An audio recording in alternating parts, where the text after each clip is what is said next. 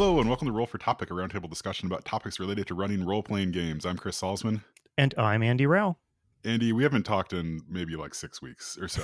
So this is really good. It's good to see you. Obviously this is, we don't do the video on the podcast, but Right. good to see you, good to talk to you, all that. I think let's see, we both got to kind of take a turn at being the only host of the show. I don't know about you, but I really loved listening to our podcast that when I wasn't on it. Yeah. I did as well. Yeah.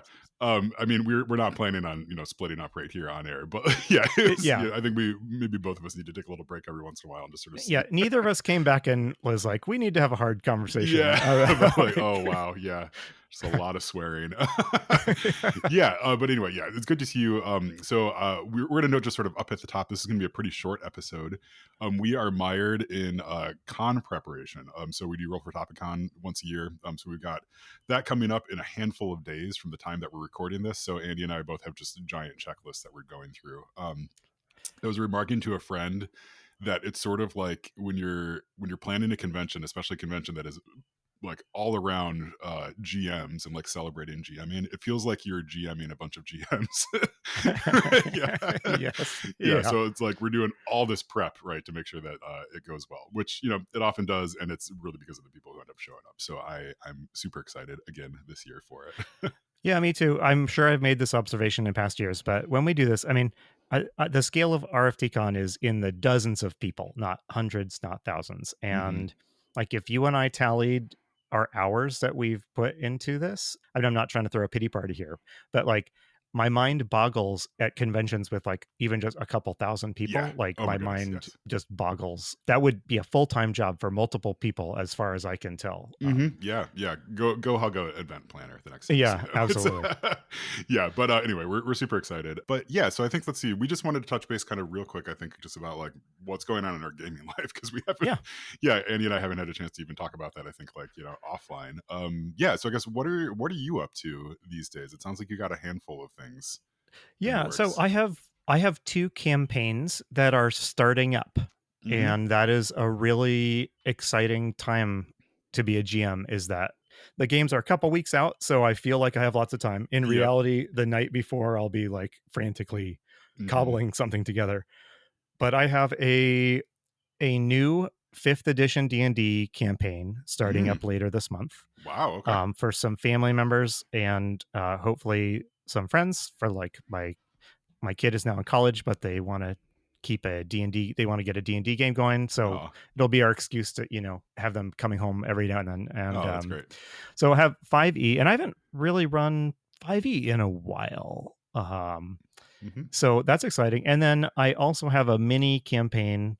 It's just 3 sessions, one a month, of the 2nd edition Alien RPG. Yes. Yeah. So the one that was just kickstarted. So those books are not out, but the PDFs and stuff are. So yeah, that's coming up fast, and I need to get on that. So that's great. Both of those are really exciting. They're like really different games because Alien is this very contained experience. We have exactly 3 game nights, and I have charted out exactly what we need to cover during that.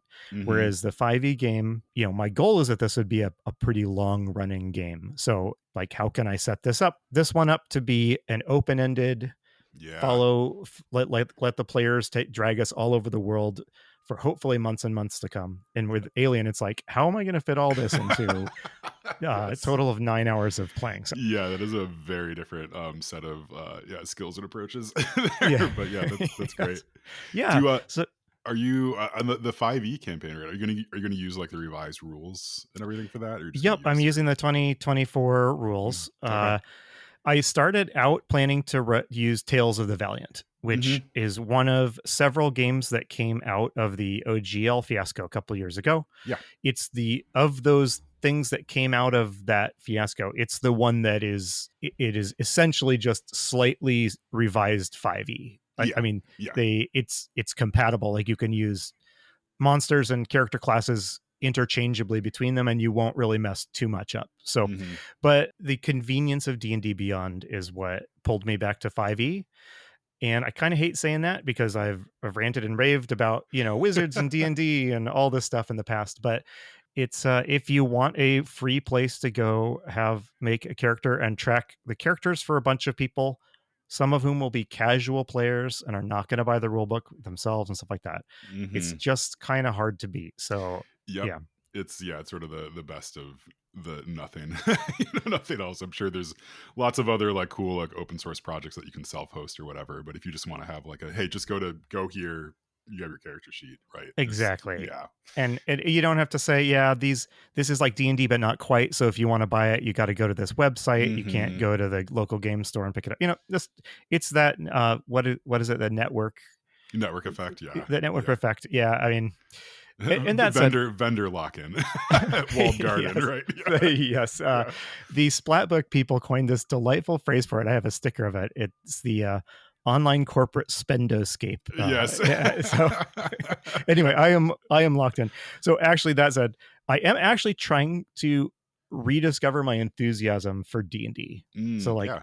I was like, I'm never touching D&D again after that OGL fiasco, but I miss it, Mhm. and I like, I pick up these rule books and I like them. I like flipping through them.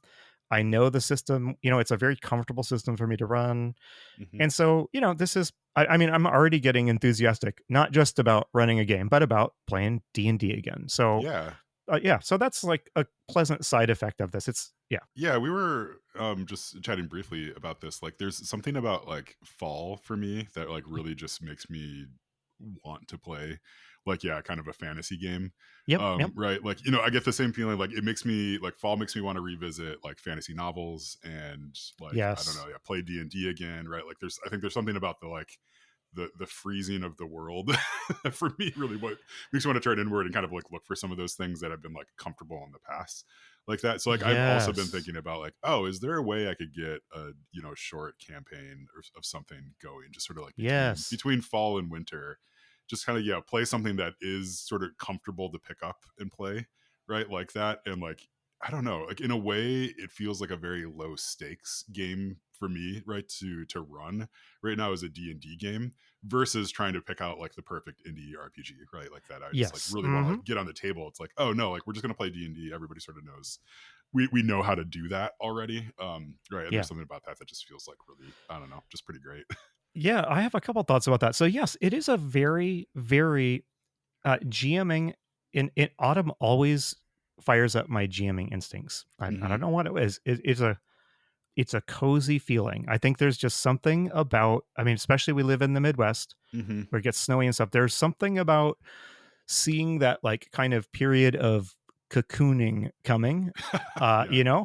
Where like your outside stuff is you're gonna have less outside stuff and you're gonna be stuck indoors more. And Hmm. I mean, that's not always winter in Michigan is not always a lovely experience, but No. there is that cozy feel. And what's more kind of comfortable than like, hey, it's cold outside. Let's play D&D inside where it's warm.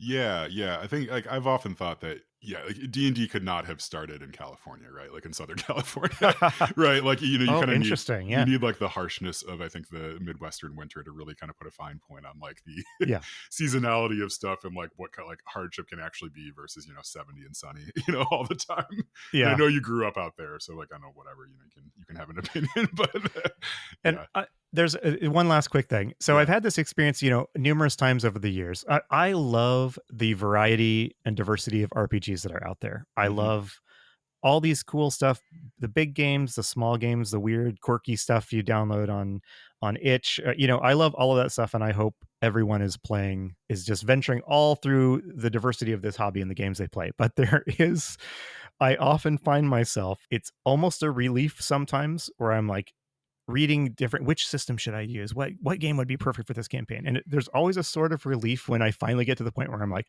you know what, like I could just run this in D&D and Yeah. then all this stress would go away. Like this of Yeah. learning a new system, of teaching, maybe some new or innovative mechanics to players with a wide variety of experience in the hobby.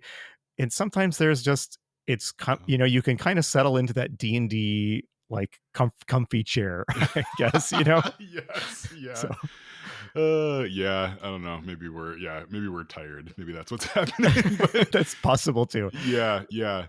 So Yes. Oh, so I was just say, so like, so on my end, right? So I'm kind yeah, of noodling on that, like, oh, could I just run some sort of D&D thing? So as part of the con, we do this thing called the swap table, where everybody sort of brings their, let's say, well loved or well intentioned purchases in the TTRPG yes, space, and just puts them on a table, and you can kind of just grab whatever you want. optimistically kickstarted. Yes. Oh Yeah, yeah. Yeah. There are a number of things that I think go straight from like the Kickstarter to swap table, yeah, they're but still in the shrink wrap. Yeah, yeah.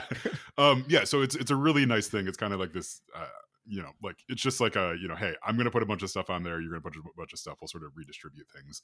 So I think there's a copy of Fate that I think hits the table like every other year, right? So yes. like it's stuff like that.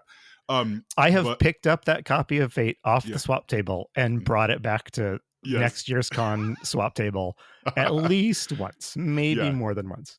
Yeah, Andy, I found a copy of Fate Condensed and Fate Accelerated all on my shelf yesterday. Yes, yeah, So, yeah, so I don't know, but one or all of them might end up on the, the swap table. But yeah, so I was going through all my stuff and like, right, I kind of like looked longingly at like the stack of D&D books that I have there, and like there's yeah. a few that I've bought, I don't know, in the past few years that I just haven't even really opened, but like I have all the best intentions in the world. So I might grab one of those. I think I have the Candlekeep Mysteries and Yes. the Fandelver book that came out too. Which like I've run that starter set or starter kit or whatever it was called, of the Lost Mines of Fandelver before, Hmm. a couple times. And so I mean I think it'd be nice to just like pick that up again, right? And maybe like Yeah. start to It's start at the end of it. such a good adventure. Like Yeah, like one of the best starter adventures they put out. for sure. Yeah, it's super good. Yeah. So like that's kind of got my eye. So I don't know. I'm gonna see what happens there. I know like I'm still playing in the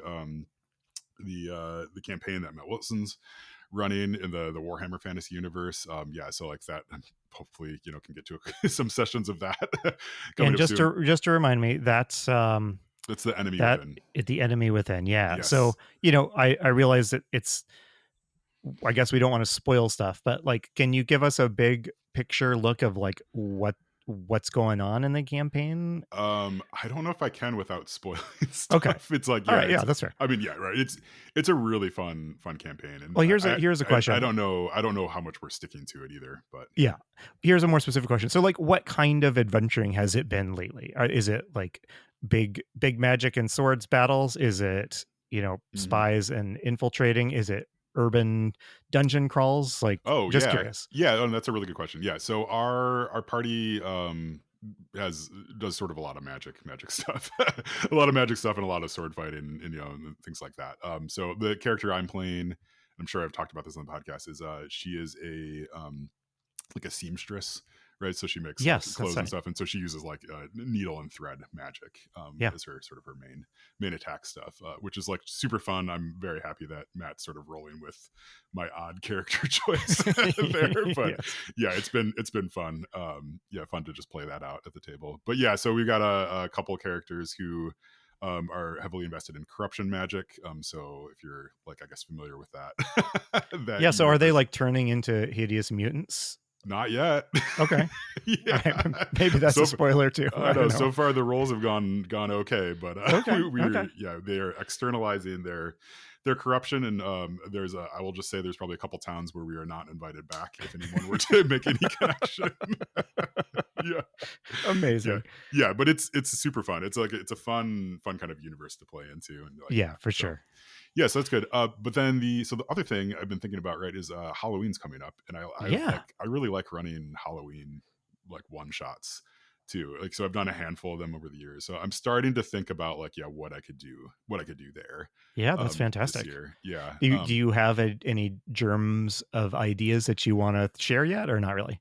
No, the only one that I'm thinking about is like so I've got a couple friends who like so my daughter is now in 5th grade. So I've Mm, now got a handful of nerd friends who have nerd children. So I'm wondering if there's something I can do there where it's like, adult and kid playing at yeah, the table in some way. Yeah, so that's sort of the initial idea that I have. man. Especially So yeah, go ahead. every age is good with kids in its Yeah. own way, but fifth grade is, it's a little young for like D&D, but it's Mhm. also, you could capture a lot of magic that will not be there in like 2 years. Yes, yeah, totally. Yeah. I told my daughter that she was like got really excited about Halloween yesterday. I Oh, was like, nice. oh man, it's gonna be like this is gonna be the best Halloween of your life. And she's like, oh, but like, what about next year? I'm like, you might be too cool for it next year. Yeah. I don't know. And she Yeah. just looked at me like, how could that possibly happen? Yeah. Yes. But yeah, it's great. Like there, I mean, I feel like there's a 90% chance she's going to go as one of the members of the K-pop Demon Hunters Oh Huntrix yeah, that's right. group. Yeah, I mean, I think there's going to be a ton of kids dressed up like those girls. But then they've also been some of her friends have been talking about going as like Owl House characters as well. So it's yeah, we're fully in the fandom age.